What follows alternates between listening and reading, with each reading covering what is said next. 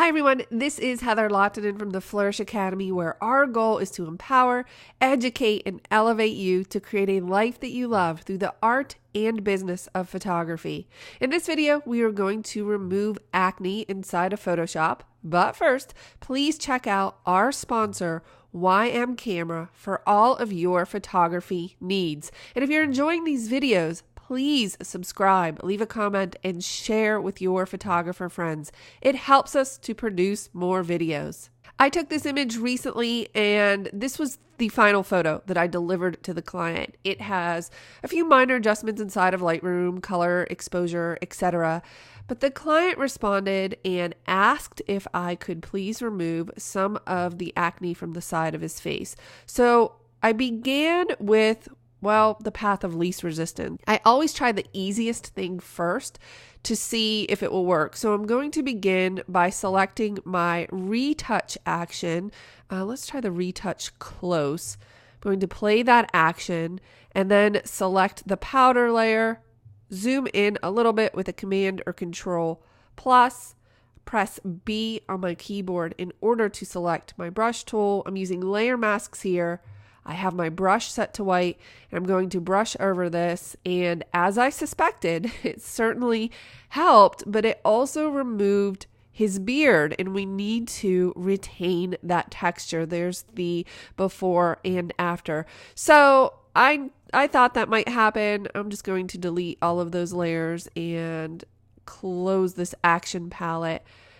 And I'm going to begin by pressing Command or Control J on my keyboard in order to duplicate my background layer. Now, the key to solving any problem inside of Photoshop is to define it first. We have two issues here. We have the issue of the acne. We have to retain the integrity of the beard. And we also have some discoloration. And we're going to tackle those separately. I'm going to press J on my keyboard and make sure that I have the spot healing brush selected. I'm going to make that brush a little bit bigger with my right bracket key.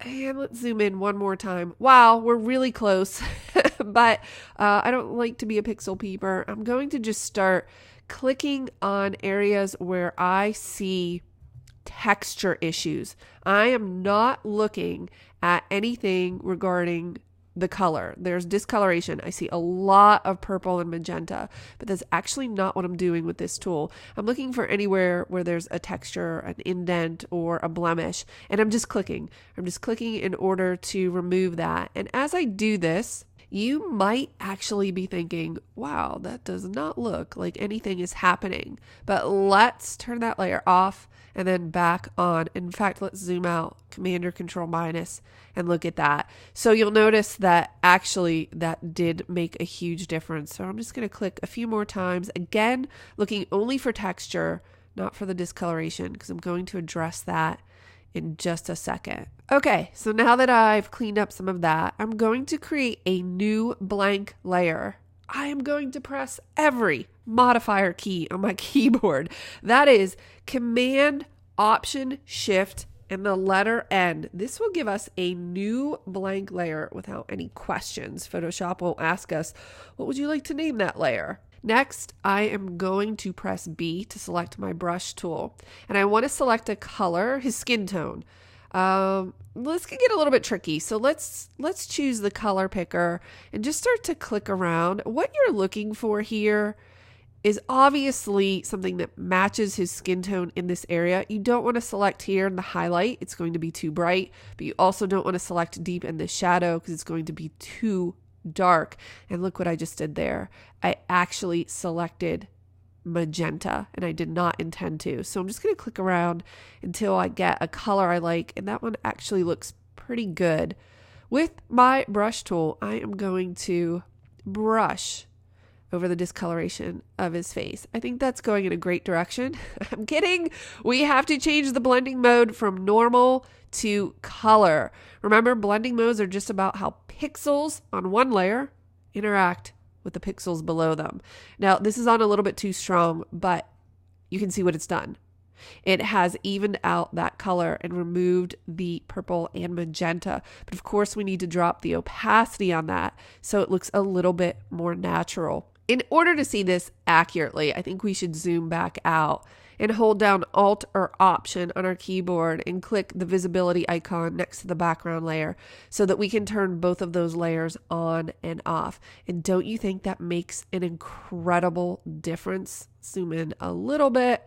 Again, Option clicking just to see what we've done is smoothed the texture whilst retaining the beard, and also corrected the discoloration. If you'd like to take this a step further, which by the way, I would not, I would be done here. I am going to press Command-Shift-E, that's Control-Shift-E, in order to flatten this image. And you know what, let's bring up the actions palette again. This time I'm going to run my retouch action. It's called Retouch Distance, so it doesn't go on as strong. I'm going to select that powder layer, B for my brush tool, and I'm going to brush over his face. I typically do not soften male skin. That's just my approach, but I wanted to show you how you could do this and make it look natural. It's definitely too strong at this point, but we're going to lower the opacity. So if you look at the before and after, let's zoom in. Before and after, you'll see it softened it just a little bit. You can use that obviously to taste, but I wouldn't do it. I think I would just leave that softening off. I just wanted to remove the acne as well as the discoloration. I hope that you found this useful. I'll see you in the next video.